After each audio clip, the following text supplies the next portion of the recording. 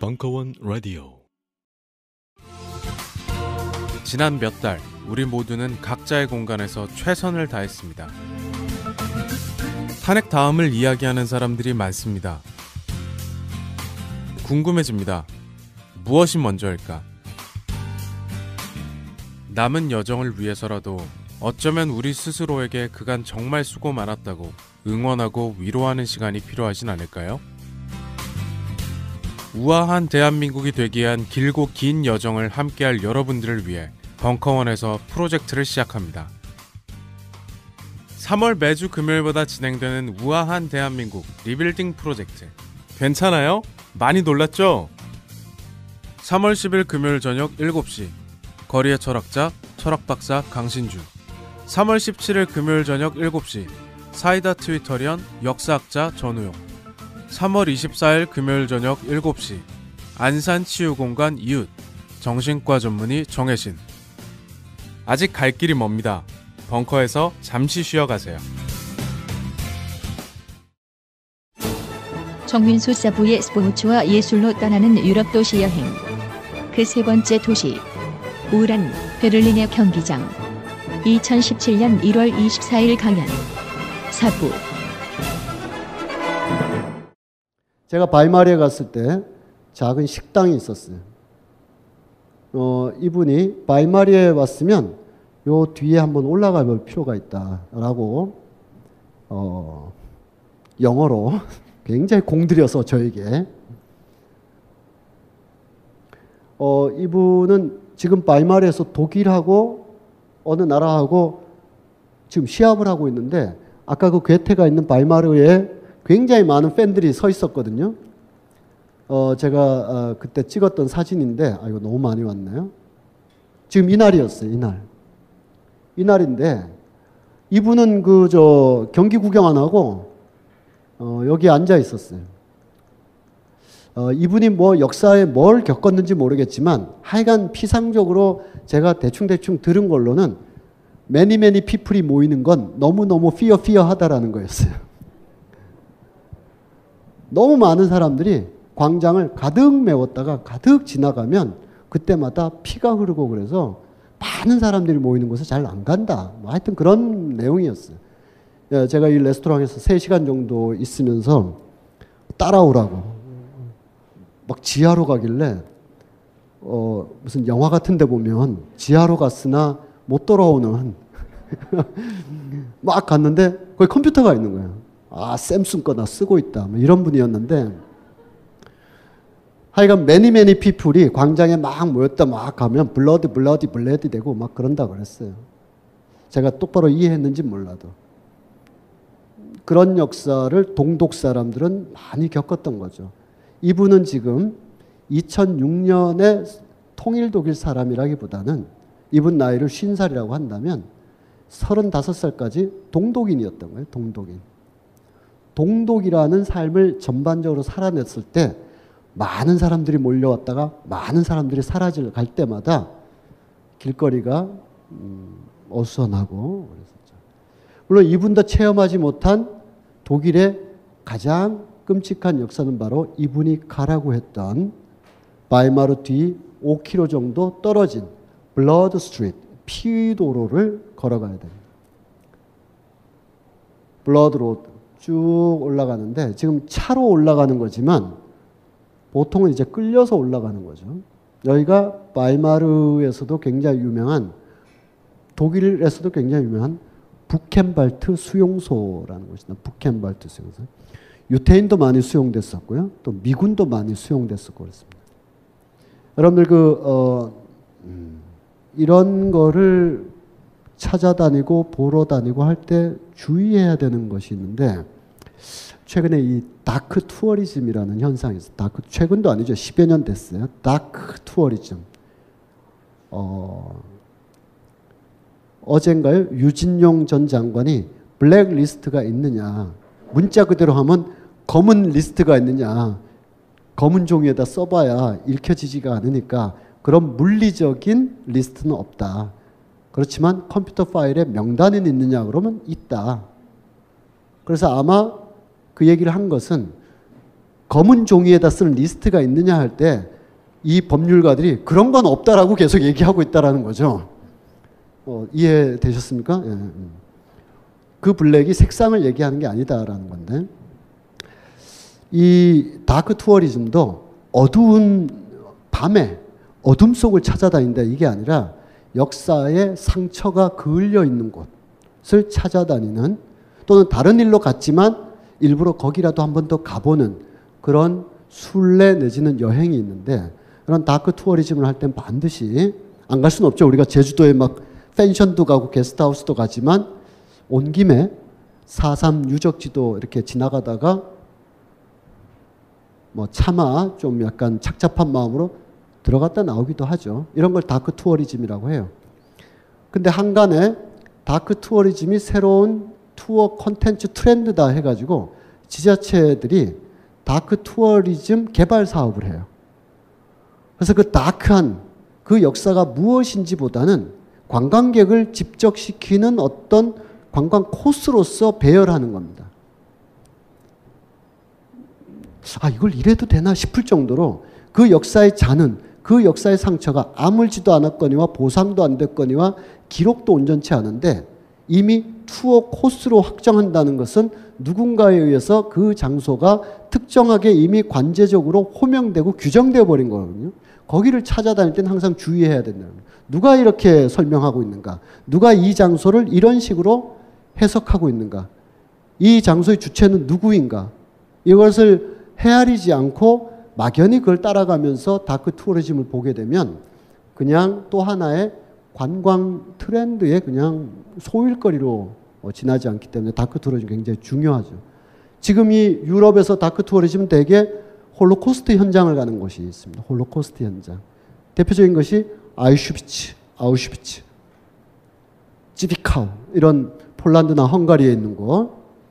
그리고 독일 내부에 있었던 가장 큰 수용소로서 민헨 위에 있는 다하우 수용소와 바이마르 위에 있는 부켄발트 수용소. 계속 올라가면 여러분들이 어떤 이유로든 어떤 기회로든 한 번은 보셨을 망연자실하게 연합군이 해방군으로 와서 막 들이닥쳤는데 그 카메라 플러시에 이렇게 노출된 채 멍한 표정을 짓고 있는 미군 혹은 유태인의 모습들 다 부켄발트입니다. 아우슈비츠가 아니라. 부켄발트가 굉장히 중요해요. 미군하고도 관련돼 있고 유태인하고도 관련돼 있고. 여기입니다. 누구라도 여길 가면 우리가 어떤 장소도 그렇죠. 뭐 망월동이나 뭐 어디라도 가면 말을 할 수가 없을 정도의 무거운 공기가 내리누르고 있습니다. 죽음의 시설이었기 때문이기도 하고 죽음의 기록들이기 때문이죠.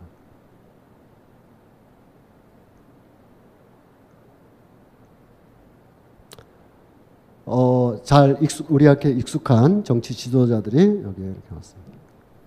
어떤 비비 꽈서 얘기한다면 이분의 정치적 결단이나 역사적 결단과 무관하게 비비 꽈서 얘기한다면 미군들을 그토록 혹은 유태인들을 그토록 그렇게 했던 나라의 총리가 그러하였던 사람들의 지도자를 안내하면서 우리가 예전에 다 이렇게 했어요라고 하기란 쉽지 않은 결정 같습니다. 그냥 양국 정상이 저기를 거닐었다가 아니잖아요.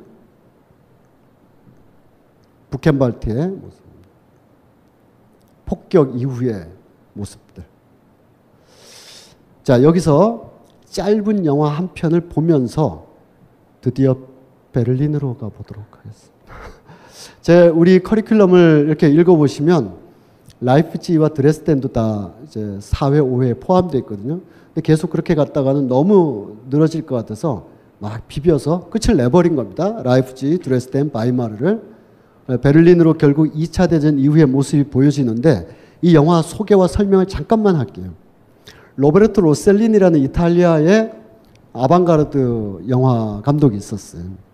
2차 대전 이후에 50년대 전후로 유럽에는 새로운 문화 세대가 확 등장하게 되는데 영국에서는 그들을 앵그리 영맨이라고 그랬어요. 앵그리 영맨, 성난 젊은이들. 존 오스본의 희곡, 이 성난 젊은이 뒤돌아보지 마라 그런 희곡에서 나오는, 프랑스에서는 앙팡 테리블이라고 해서, 장 콕토가 1920년대 쓴 용어지만 1950년대 나온 걸로 겁없는 아이들이라고 했어요. 겁없는 아이들. 미국에서는 아마 비트 제너레이션이라고 할 수가 있겠어요. 기존의 냉전 질서, 메카시 선풍, 그리고 강력한 미국, 아메리카니즘, 거기에 복음주의, 이런 거에 대해서 비트, 강력하게 뻥치면서 우린 그렇게 안 살아 하고 뛰쳐나온 젊은 세대들. 독일은 뭐냐 하면 제로 디그리 세대라고 합니다. 각각의 문화에서, 이 용어에서, 호명에서 약간의 공통점과 차이점이 나오고 있죠. 비트 제너레이션, 앵그리 영맨, 앙팡 테리블, 제로 디그리 제너레이션. 독일은 제로 디그리, 0점지대, 모든 것이 파괴된 상황에서 사회활동을 하게 된, 아무것도 없는, 아버지 말도 믿을 수 없고 선생님 말도 믿을 수 없고, 아버지가 너 왜 이렇게 비리비리하냐, 선생님이 너 나가서 애국해야지, 나라가 너 빨리 나와 이 자식아 해서 막 2차 대전 참호에서 죽어가고 간신히 살아나왔는데, 이제 또 그들의 말을 우린 들을 수가 없다. 우리는 0점지대에서 새로 출발한다라고 하는 제로 디그리 세대를 얘기를 해요. 그건 나중의 일이에요. 근데 53년, 55년 이때 일이에요. 누구에 의하여? 귄터 그라스라는 사람의 양철북이라는 소설을 출발점으로 해서. 그렇다면 전쟁이 끝난 직후에는 어떤가? 이탈리아의 네오 리얼리즘 영화 연출가였던, 비평가이기도 했던 로베르토 로셀리니가 20대 후반에 카메라 두어 대 가지고 베를린으로 확 갑니다. 그래서 베를린에 46년, 47년을 그냥 로케이션 장소로 쓰면서 아마추어 배우들 또는 연극인들을 막 동원해서 전쟁 직후에 베를린 사람들이 어떤 심정 상태에 있는가를 그야말로 거친 화면, 일부러 거칠게 찍는 방식으로 하게 되죠. 그래서 50년대에 나오는 이런 새로운 영화들로 이탈리아의 뭐 네오 리알리스모, 독일의 뉴 저먼 시네마, 프랑스의 그 누보 뭐뭐 있죠. 이 로베르토 로셀리니는 이런 생각을 한 거예요. 전쟁이 끝나면 우리가 그러하였듯이 패전국인 독일 사람들이 전쟁에 대해서 반성을 한다든가, 아니면 최소한 후회를 한다든가, 아니면 괜히 했어 이럴 것인가, 아니면 응어리진 마음으로, 복수의 마음으로 다시 한 번만 전쟁 오면 우리가 이길 수도 있는데 전투에서 지는 바람에 이렇게 모욕을 당하고 있다. 어느 쪽일까? 라고 의문을 갖게 됩니다. 우리는 통상 아까 앙겔라 메르켈을 통해서 많이 봤듯이 베를린을 거점으로 하는 많은 도시들이 역사의 상흔을 기억하고 사과하고 보상하려고 노력해 왔음을 일본과 비교해서 적극적으로 평가합니다. 평가해야 됐죠. 언제부터? 1945년 히틀러 5월 달에 죽을 때부터 천만에 왔습니다. 20년이나 흐른 다음입니다. 1960년대 중반부터 독일이 그러한 생각을 갖게 됩니다. 왜 갖게 됐을까요? 전쟁 직후에는 왜 안 갖게 되고, 그러면 전쟁 직후에 독일인들의 심성은 어땠을까? 베를린 사람들의 심성은 어땠을까? 응어리진 복수심이 전부였었습니다. 그럼 50년대는 서방의 원조나 막 이런 걸 통해서 주로 서독을 중심으로 얘기한다면, 동독은 동베를린이 통제가 되고 있었으니까 서독을 중심으로 얘기한다면 라인강의 기적을 일으켜서 일단은 먹고 살자 했었습니다. 그래서 우리는 한강의 기적을 일으키기 위하여 라인강의 기적을 모델로 평가했었는데, 정치학자들이 볼 때 그것은 우파, 강력한 국가주의의 시대였어요. 그럼 미국의 입장에서 어떻게 되느냐? 미국은 세 군데에서 뭐 더 많은 곳도 있겠지만 우리의 경험과 연관해 볼 때 세 군데에 걸쳐서 미 군정을 실시를 했습니다. 일본 군정, 한국 군정, 독일 군정을 실시했는데, 뭐 우리 군정, 미 군정이 일으킨 건 잘 알겠죠. 그 당시에 정치적 세력들이 쭉 있다 치면 조금이라도 반미적이면 다 제거 내지는 합류시키지 않고 친미적인 권력을 한국에 세워야 되는데, 이 친미적인 권력은 다들 친일파잖아요.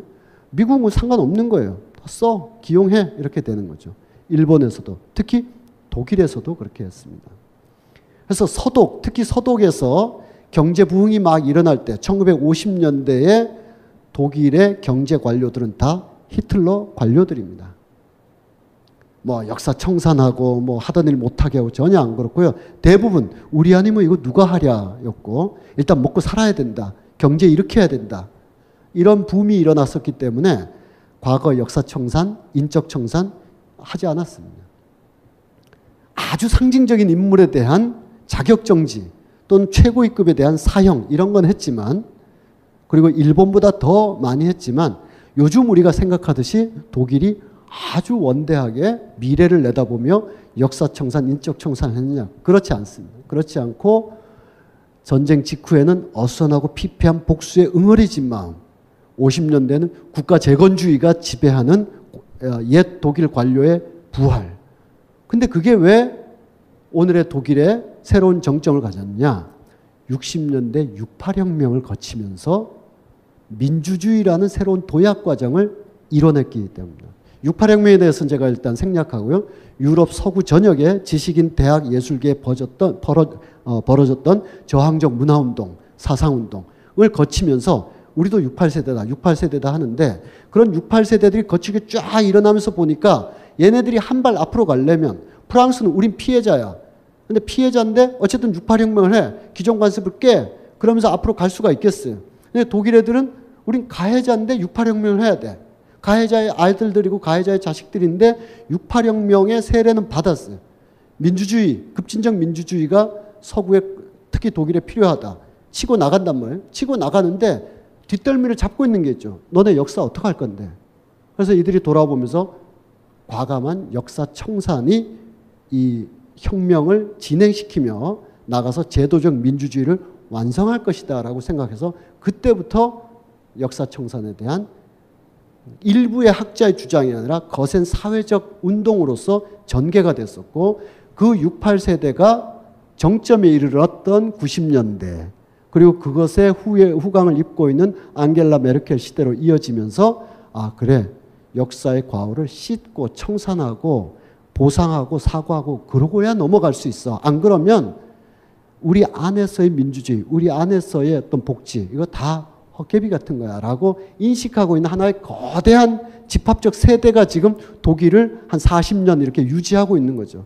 그런 세대의 어떤 폭발적인 민주적 감수성 68세대의 어떤 감수성으로 역사 청산을 하고 있는데 이렇게 들으시니까 여러분들 아 일본이 그러하지 못한 것은 일본의 60년대 문화운동, 학생운동이 실패했기 때문에 실패하고 우파와 천황주의로 일본이 군사화됐기 때문에 그 과정을 모두가 나누지 못해서 굳이 역사 청산할 필요 있나?로 이제 오히려 더 군국화되는 그래서 민주주의가 얼마나 중요한가 이런 거를 볼 수가 있죠.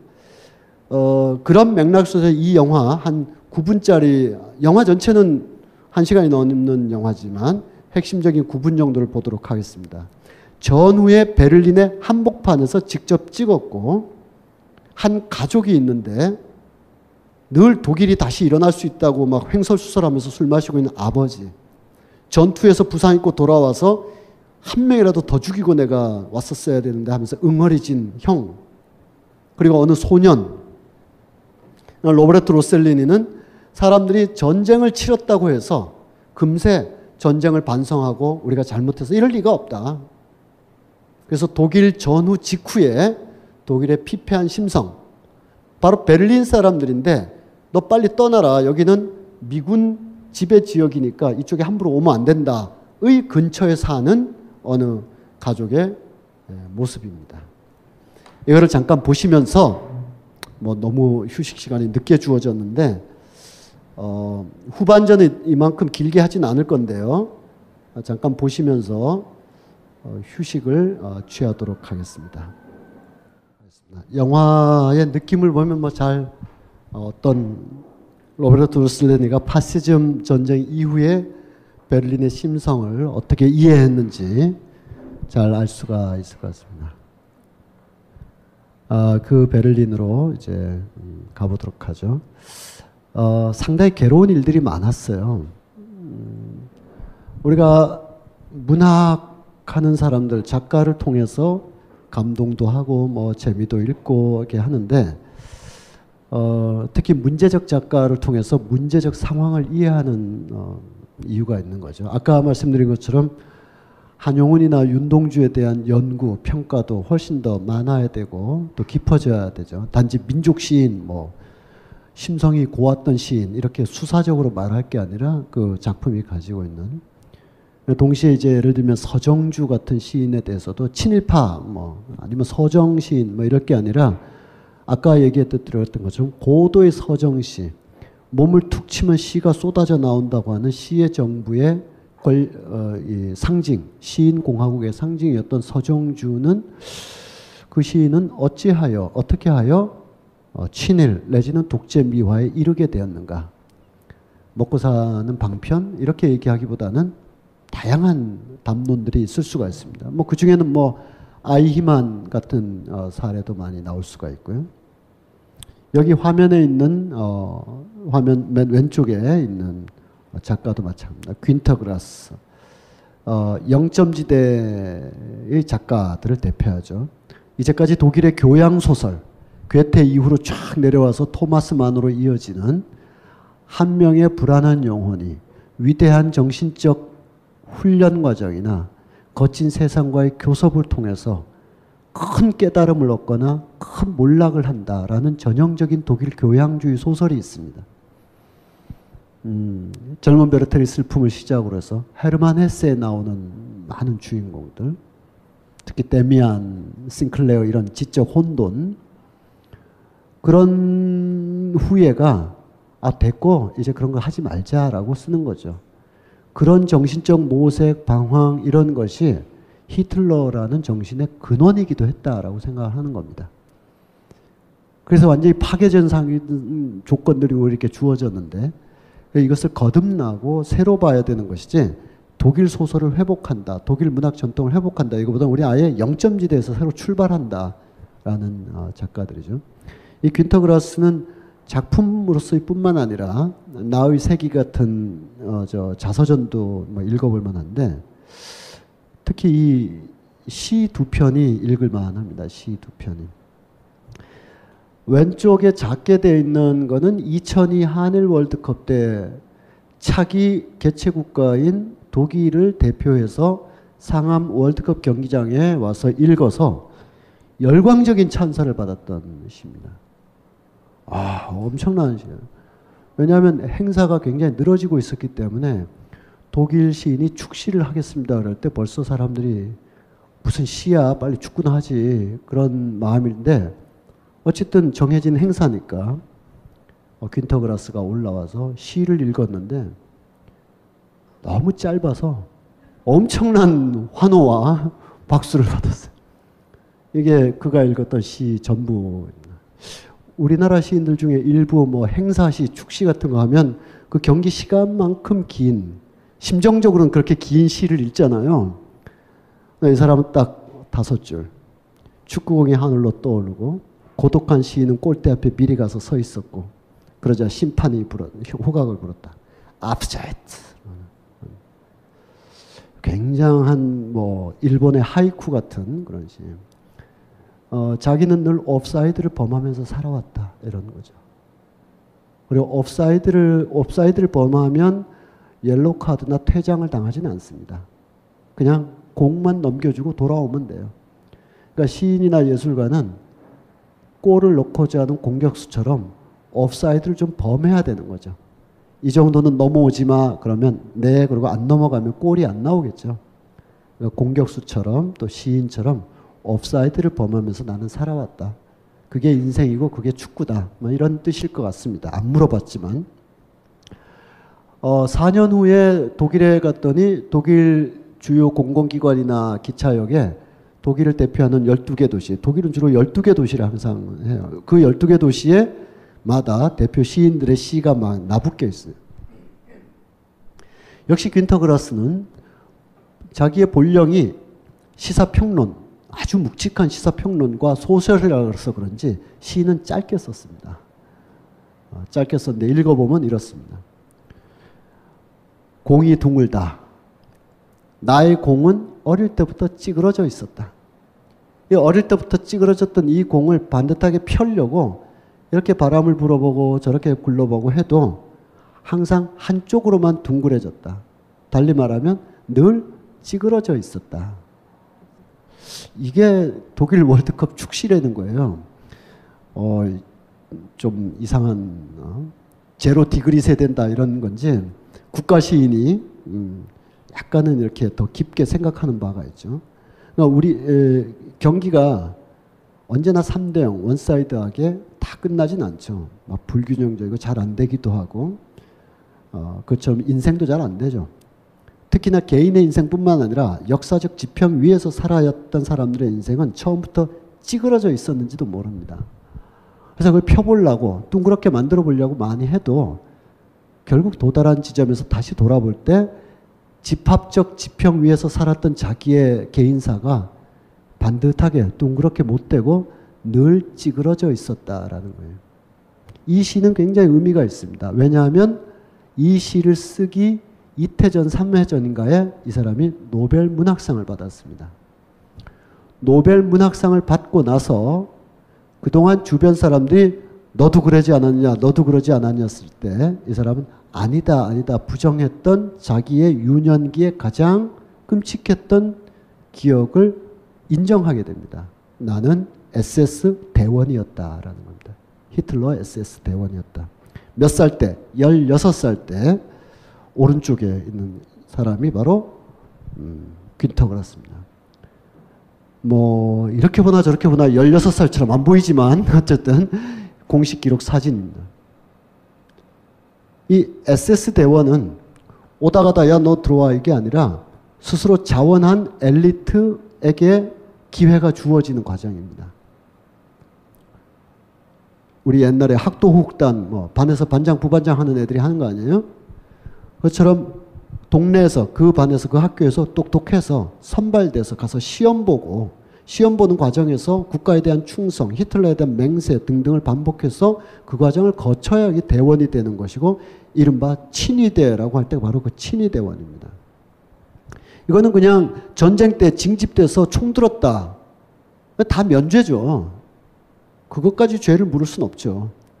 하지만 이거는 좀 다른 경우죠. 16살이긴 하지만 자원했던 것이고 16살 때 사신이지만 17, 18까지 활동을 했기 때문에 이런 멍에 이미 인생 초반기에 공이 찌그러져 버린 거예요. 이걸 반듯하게 펴기 위해서 평생을 스스로에 대해서 또는 역사의 어떤 요구에 대해서 회피하지 않고 스스로 글을 쓰고 이렇게 해왔지만 돌아보니 내 공은 찌그러져 있었다라는 글입니다. 이 당시에 그 귄터 그라스 논쟁이 베를린에 있는 수많은 예술가들에게 논란의 핵심이 됐어요. 아, 진작에 얘기하지. 진작에 나 SS 대원이었다고 이렇게 얘기를 하지. 꼴랑 그 노벨 문학상 타려고 숨긴 거 아니냐. 이 기본적인 비판의 그 전거가 되겠죠. 근데 좀 일부 이제 문학자들 중에서는 노벨 문학상을 받았음에도 그리고 아니야 왜 잘못 알고 있어 하고 죽어가도 되는데 그거를 고백한 것 자체가 평가해 줄 일이다.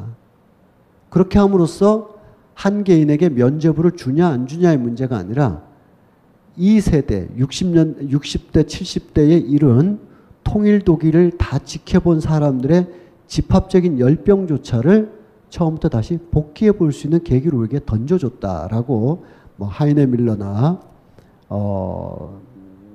동독 출신의 크리스타 볼프 같은 작가들도 옹호를 해줬어요.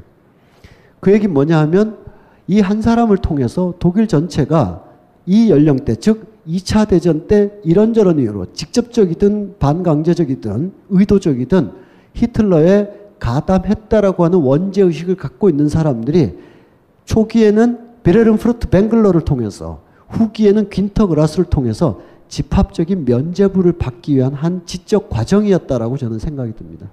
이 사람을 용서하지 않으면 자기를 용서하지 못하는 거거든요.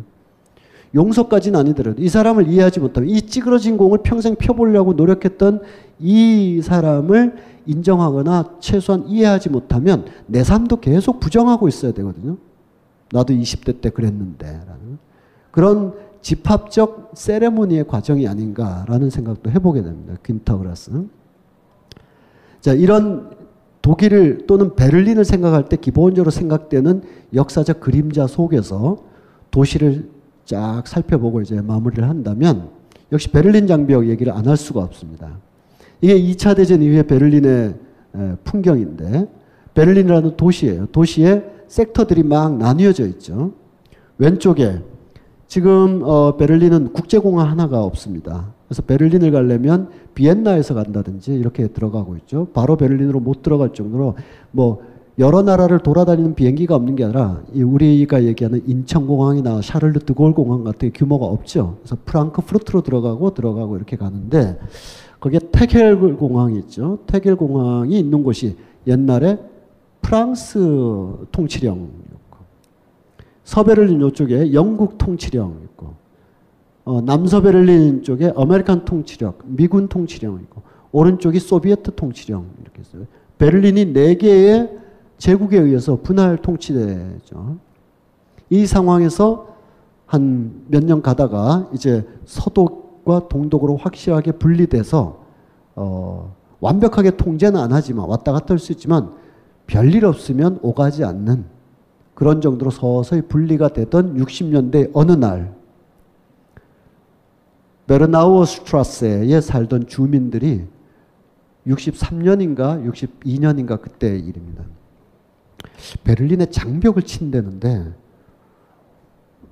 장벽을 진짜 치나? 장벽을 친다면 어떻게 치지? 기술적으로도 궁금하고 왜 치지? 정치적으로도 궁금하고 과연 쳐야 될까? 문화적으로도 이게 완전히 분리가 되는 건데 이젠 그런 등등을 하면서 베를린이라는 도시의 중간쯤에 보면 이쯤에 베르나우어라는 마을이 있어요. 마을이. 아파트가 이렇게 있는데 1동, 2동, 3동, 4동이 쭉 있다 치면 그 아파트에서 이렇게 잠을 자던 사람들이 새벽에 장갑차나 군용 트럭 소리를 막 듣게 됩니다. 그렇게 깨가지고 뒷베란다도 열어보고 우리처럼 뒷베란다, 앞베란다일지 모르지만 어쨌든 연립주택의 뒤쪽도 살펴보고 앞쪽도 살펴봤는데 이 사람들이 군인들이 쫙 군용 트럭에 내려오더니 철망 같은 걸 치기 시작하는 거예요. 어디다 치느냐? 1동과 2동 사이에 치는 거예요. 3동과 4동 사이에 쳐요. 쭉 이어져 있으니까. 그 사이에 치고 주민들을 다 내쫓아요. 그래서 어떤 주민들은 이게 장벽이구나. 이게 장벽의 시작인 거예요. 그래서 새벽에 뛰어내리기 시작합니다. 이때 못 뛰어내리면 지금까지는 동서베를린이라는 정치적 개념만 있지 일종의 지형 지물로서의 분리적 국경 개념은 아직 없었거든요. 그냥 왔다 갔다 해도 되는 거였는데 지금부터 정말 장벽을 치는구나 하고 어떤 사람은 부랴부랴 옷가지랑 멀쩡해서 앞으로 나가면 동독 주민이 되는 거예요. 동베를린 주민이. 뒤로 뛰어내리죠. 그래서 사람들이. 서베를린 사람, 서독 사람이 되는 거예요. 다시 얘기해드리면 독일이 있으면 베를린이 있는데 베를린을 잘라서 서독이 되잖아요. 이 서베를린 사람들은 서독 갈 때 비행기 타고 가야 돼요. 아까 그 타겔 공항을 이용해야 되는 거예요. 그러니까 섬이 되는 거거든요. 그렇지만 어쨌든 서방적인 경제적으로나 가족이 또 우리로 치면 뭐 강북에 다들 살고 있거나 그러면 그쪽으로 뛰어내려야 될 거 아니에요. 이쪽으로 가면 분리되니까. 그래서 어쩌면 굉장한 착상이고 어쩌면 단순한 착상인데 아파트와 아파트 사이에 철조망을 쫙 놓음으로써 아파트 그 자체가 장벽이 되고 철망 자체가 또 분리가 되기 때문에 일단 이거부터 쭉 있는 데까지 계속 이어서 동서베를린이 분리가 되기 시작합니다. 바로 이 아파트라고 할 수는 없는데 우리 개념으로 이렇게 얘기하면 그리고 주민들을 다 소개한 이후에 다 나가게 한 이후에 아파트 사이에 담벼락을 치고 있죠.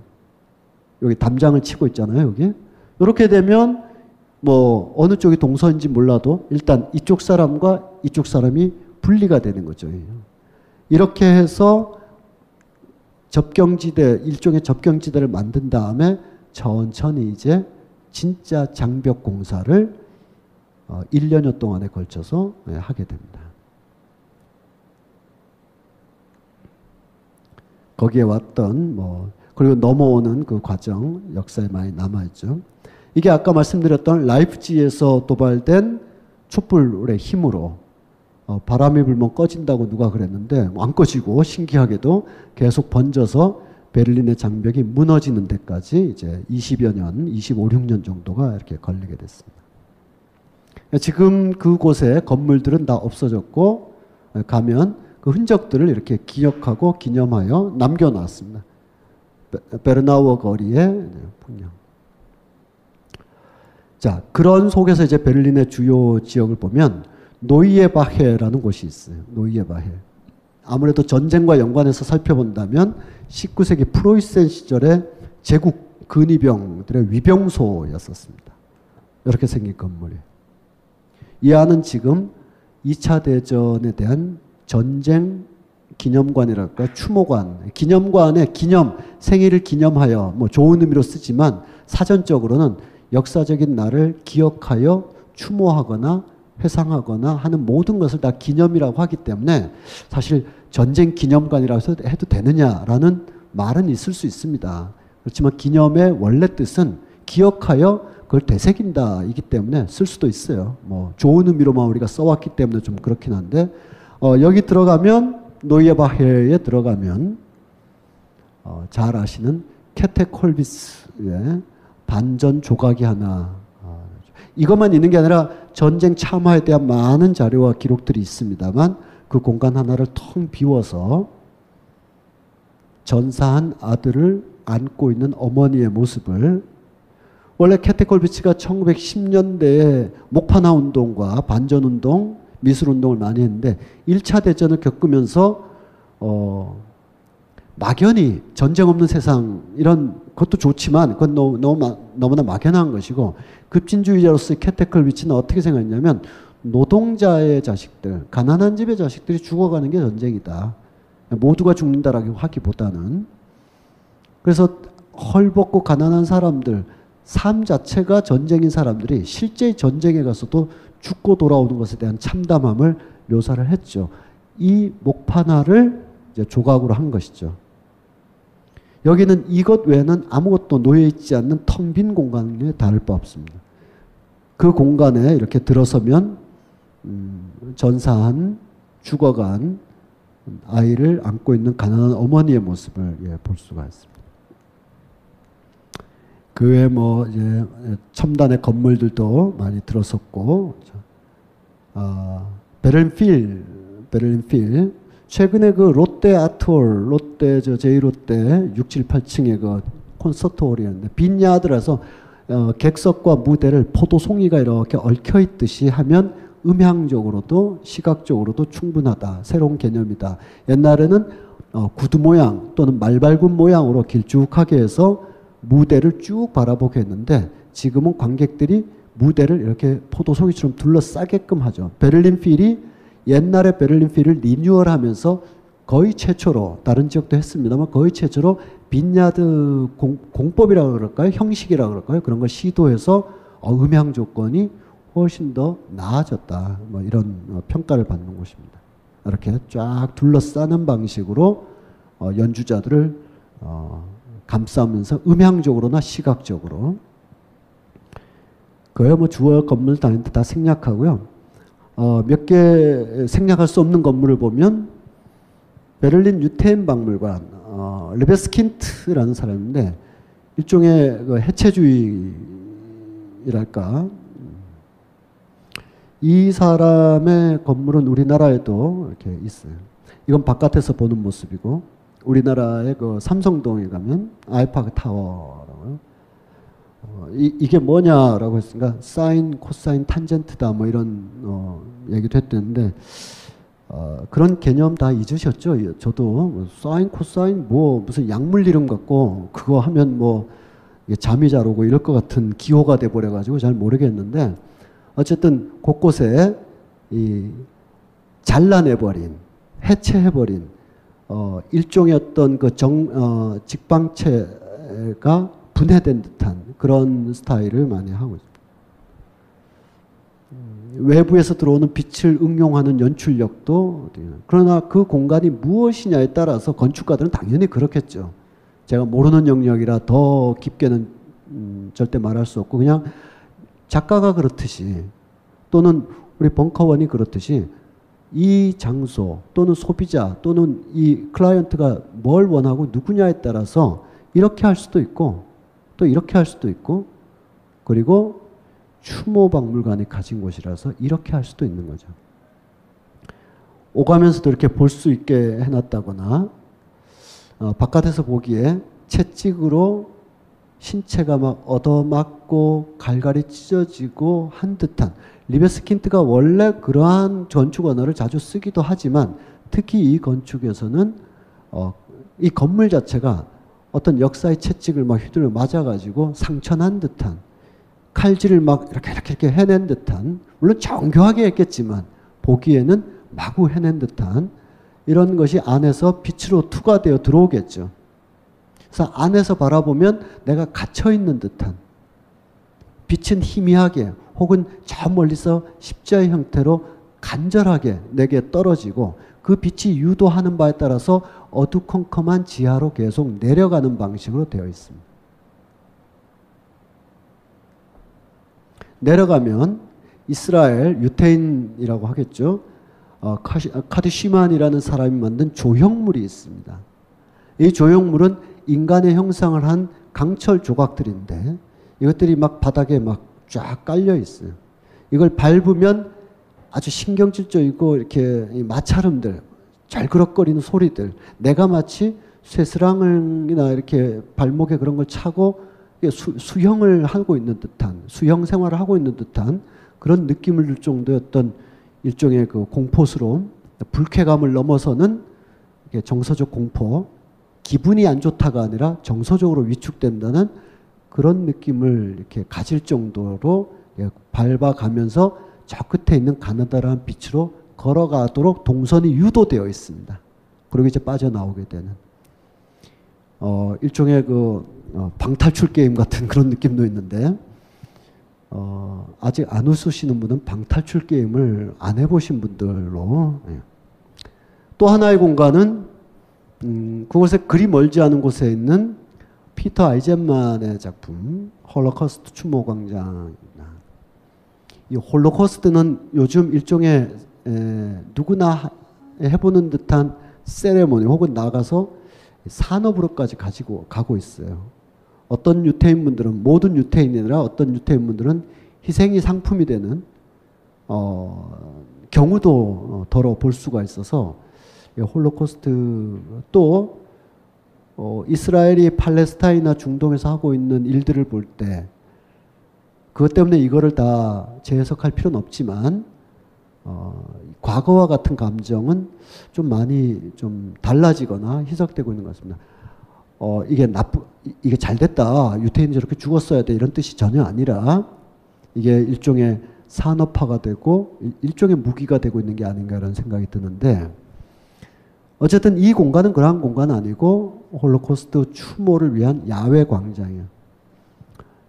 피터 아이젠만은 건물이 지나치게 상업화되거나 지나치게 기능화돼서 그 건물이 가지고 있는 장소와 건물, 장소는 불변이지 않습니까? 어떤 땅이어도 좋고 건물이 들어서는 어떤 그 공간이어도 좋고 그 스페이스가 일종의 플레이스가 되는 하나의 물리적 공간이 일종의 문화적이나 역사적인 어떤 장소가 되는 데는 반드시 공간의 문제만이 아니라 인간이 접합해서 벌이는 많은 신비하기도 하고 문화적이기도 하고 이채롭기도 한 혹은 충격적이기도 한 경험들 속에서 공간 위에 건축이 올라서는 것인데 지나치게 과감한 표현들 혹은 지나치게 그 기능이 분명하여 그 장소를 훼손하는 표현들에 대해서 피터 아이젠만은 좀 거리를 두고 있는 그걸 무시한다기보다는 거리를 두고 있는 건축가 또는 건축 설계사를 하고 있지만 건축가 건축 설계사라기보다는 한편 직업이 교수인데 대부분의 건축가들이 교수이지만 이 건축 이론가 건축 사상가로서 나는 이런 건축을 하겠다를 많이 하고 있습니다. 그래서 이 공간이 하나의 모뉴먼트가 되도록 그 기능은 뭐 여러 가지가 있겠지만 거기에 들어선 건축에 의하여 그 장소 일대가 어떤 공간적 의미가 부여될 수 있도록 하는 작업들을 해왔었는데 그 중에 이제 대표적인 작업이 바로 홀로코스트 추모 광장이라고 하겠죠. 한편으로 보면 거대한 관들이 쫙 놓여 있는 모습입니다. 이것이 저 외딴 지역 이런 곳에 있는 게 아니라 베를린 시내에 있다는 점에서 의미가 있을 수 있습니다. 그래서 베를린 사람들, 베를린이잖아요. 베를린 사람들이 한복판, 시내 한복판은 아니지만 시내에 있는 거예요.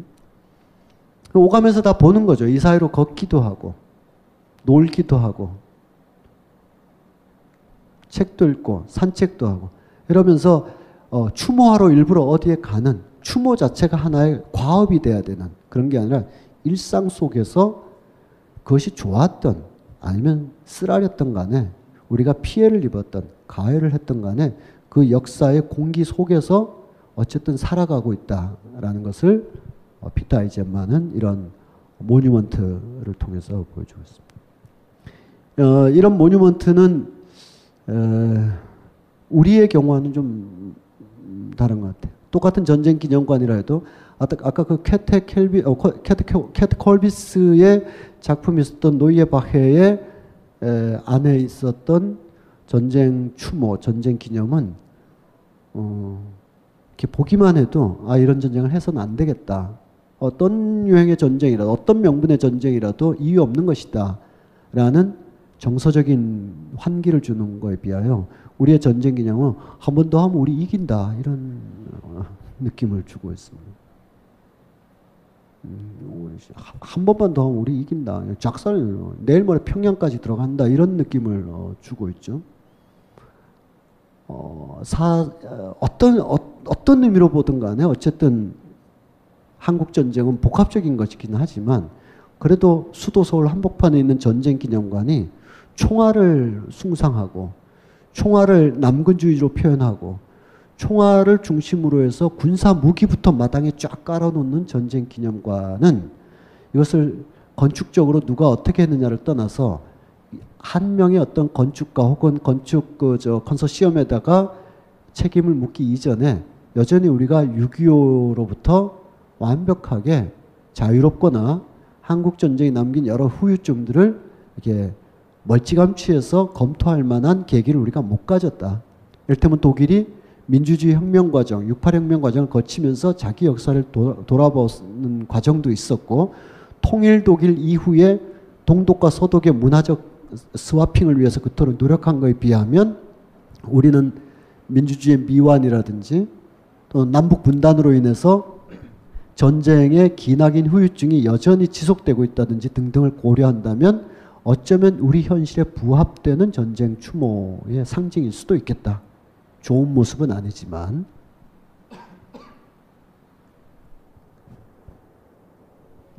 남한은 형이고 북한은 늘 아우인 것도 좀 그렇습니다. 오늘 좀 다르죠. 네.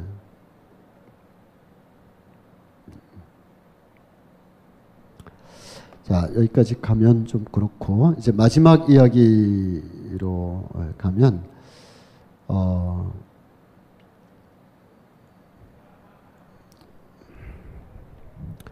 1933년에서 1945년까지 독일이 일으킨 전쟁에 의해서 죽어간 자들을 추모하고 있습니다. 누가? 앙겔라 메르켈, 독일 대표, 어느 집에 이제 가족이 나온 게 아니잖아요. 독일을 이 사람이 움직인다는 것은 어쨌거나 대표성을 띠고 독일이 움직이는 건데, 러시아, 지난주에 보여드렸다시피, 러시아에서 2차 대전 때 독일군에 의하여 희생된 자들에게 가 있는 장면입니다.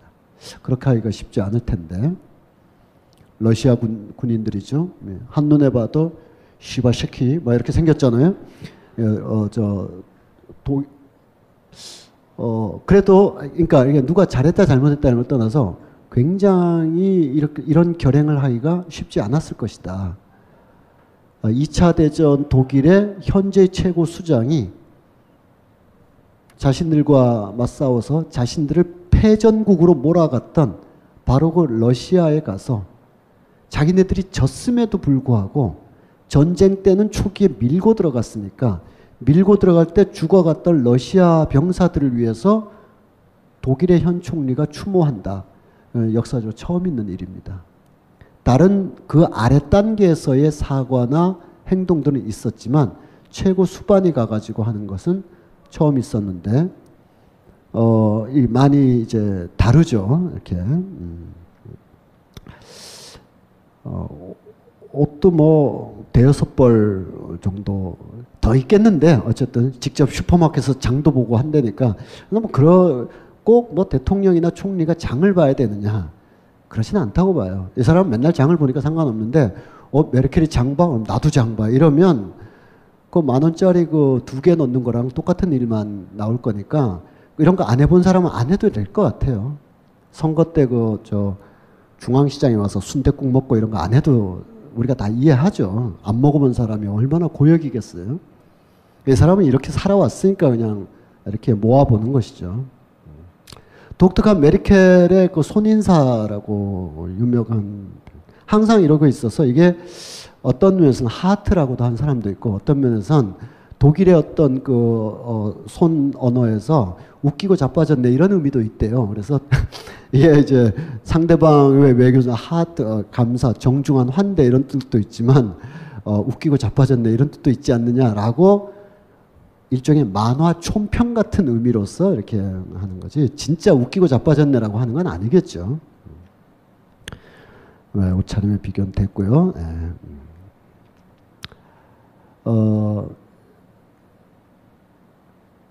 메르켈하고 푸틴이 지금 맞붙고 있고 여기에 지금은 몰락해서 지금은 집권에서 물러났지만 사르코지라는 사람도 이 사람들은 굉장히 오랫동안 했지 않습니까? 메르켈 3선이고 푸틴은 2번 더 한 다음에 자기 허수아비 내세워서 뒤에 있다가 다시 또 오고 해서 한 15년 이상 하고 있는 거 아니에요? 그러니까 이 사람들이 초선이나 재선 권력자일 때 프랑스에서는 사르코지가 있었어요. 이 세 사람이 베를린 장벽이 붕괴될 때 어디에 있었는가도 작은 일이지만 굉장히 역사적으로 궁금한 거였어요. 푸틴은 KGB 요원으로 베를린의 동베를린에서 서베를린의 주요 인사들에 대한 정보를 모아서 분석하는 사람이었습니다.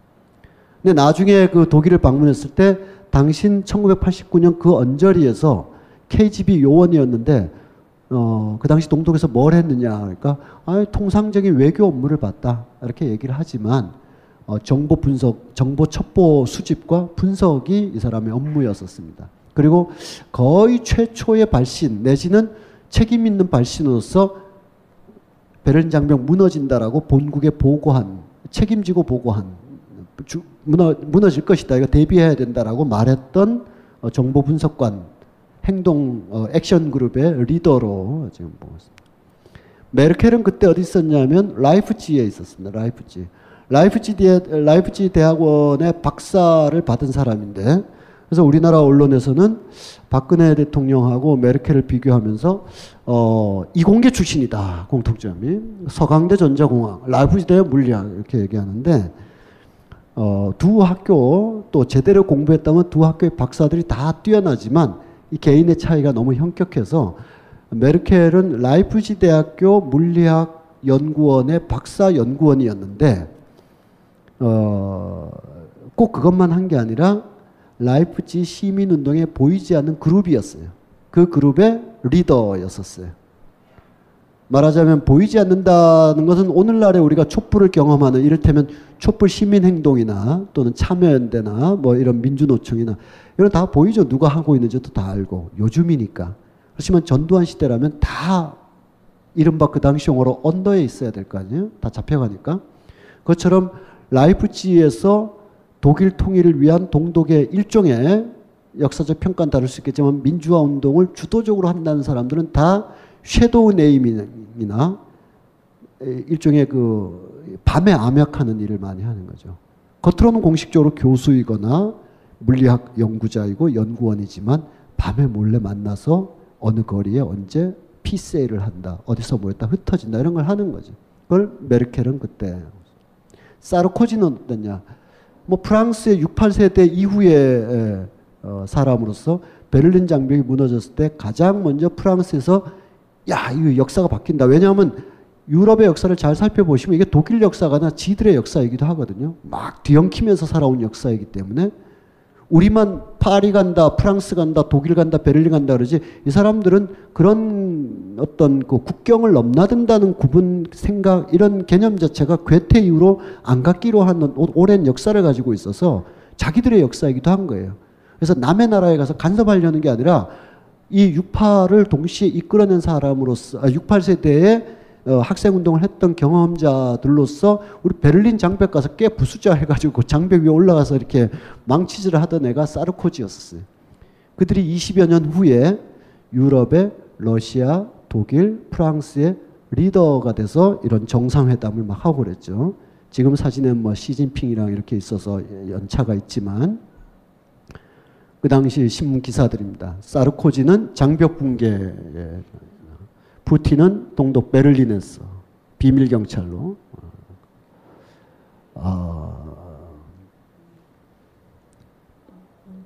베를린 과학 아카데미 물리학 연구소의 연구원이었던 메르켈은 또 다른 활동을 하고 지금 이들이 이제 유럽의 주도권을 놓고 이제 싸우는 거죠. 이들의 유럽의 주도권은 서로의 이해 관심을 괄호 안에 놓고 마이너스 영국이거든요. 그러니까 영국은 그럼 우린 브렉시트. 그래서 이제 빠져나가는. 그럼 둘이 이제 주도권. 프랑스도 여기서 어떤 역할을 하겠는데 한 자리에 모였습니다. 짜르잖아요, 이 사람. 일부러 이런 사진만 이렇게 내보내는 거죠. 2010년 아까 그 역사적인 장소에서 모스크바의 붉은 광장에 앙겔라 메르켈이 푸틴 바로 옆에 서 있던 그 장소, 그 모습은 새로운 역사에 하는 이정표가 되는 것이었다라고 하버마스라는 유명한 철학자가 쓰기는 하면서 그러나 지금 이 한편으로는 강력한 이 짜르 체제 러시아의 어떤 서진 정책에 맞서서 메르켈이 유럽을 대표하여 지키고 있는데 메르켈이 하고 있는 여러 복지적인 인권적인 정책에도 불구하고 지금 이 강력한 국가주의 바로 속에서 메르켈이 새로운 총을 들지 않았을 뿐 독일의 정신을 쥐고 흔들 수 있는 어떤 불길한 위험도 있다라고 하버마스는 말을 하고 있습니다.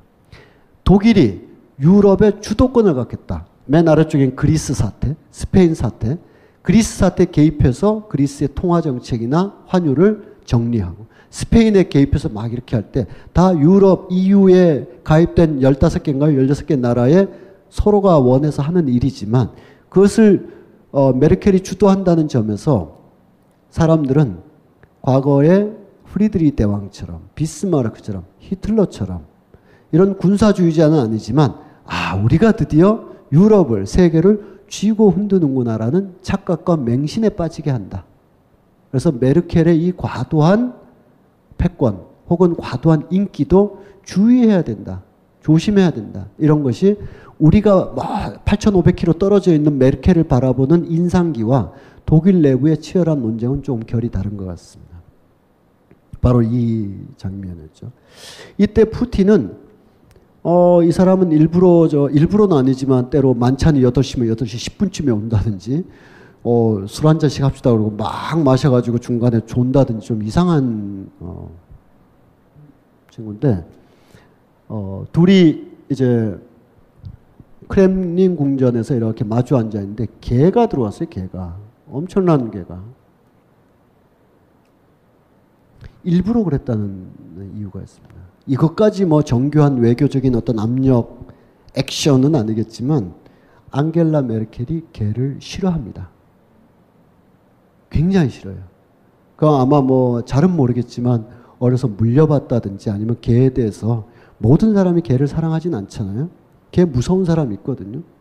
앙겔라 메르켈이 개를 굉장히 싫어하고 무서워한다는 것을 모를 리가 없는 KGB 혹은 크렘린 궁에서 야 지금 좀 개 한 마리 집어넣어라 해가지고 개 쓱 들어와가지고 메르켈이 지금 알면서 일어나 이 사람들이 외교의 결례를 넘어서서 의도적이구나.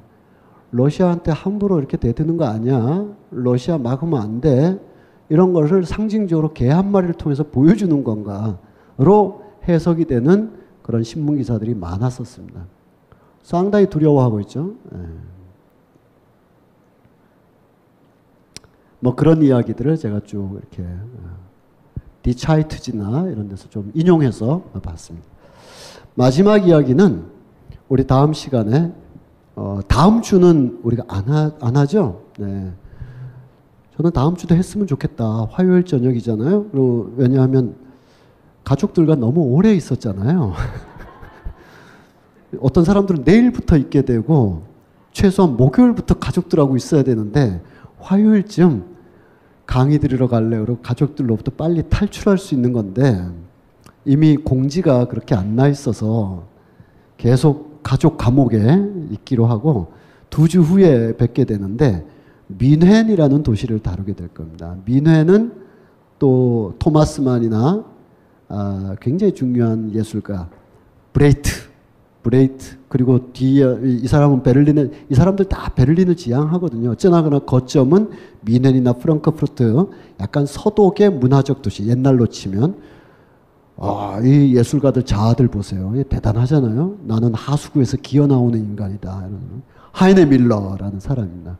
하이네 밀러는 민헨하고는 뭐 큰 관계가 있는 건 아니지만 민헨이라는 예술 도시를 거점으로서 지금 동서독이라고 얘기하기는 뭐 너무 이미 통일된 지 30년 가까이 다가가고 있으니까 그렇긴 해도 통일 독일 이후에 민헨이나 베를린의 주요 예술가들을 통해서 독일의 주요 도시들 또 예술의 이야기를 하기 위해서 오늘은 여기까지 하이네 밀러의 이상한 사진을 끝으로 오늘 마무리를 하도록 하겠습니다. 2주 후에 뵙도록 하겠습니다. 고맙습니다. 빅그린 2, 3 샴푸. 이걸 쓰면 머리카락에 힘이 생깁니다. 말도 안 되는. 제가 지난 시간에 머리카락이 힘이 생긴다고 그래가지고 말도 안 되는 소리라고 그래서 광고 떨어질 줄 알았거든요. 근데 진짜로 힘이 생긴다는 걸 증명하기 위해서 광고를 연장하였다. 좋아! 그럼에도 많은 분들이 구매해 주셨습니다. 그리고 구매 후기를 통해 인정해 주셨습니다. 딴지마켓 재구매율 53%에 빛나는 빅그린 2, 3 샴푸 23일 후 변화가 없으면 100% 환불해드리겠습니다. 지금 바로 딴지마켓에서 확인하세요.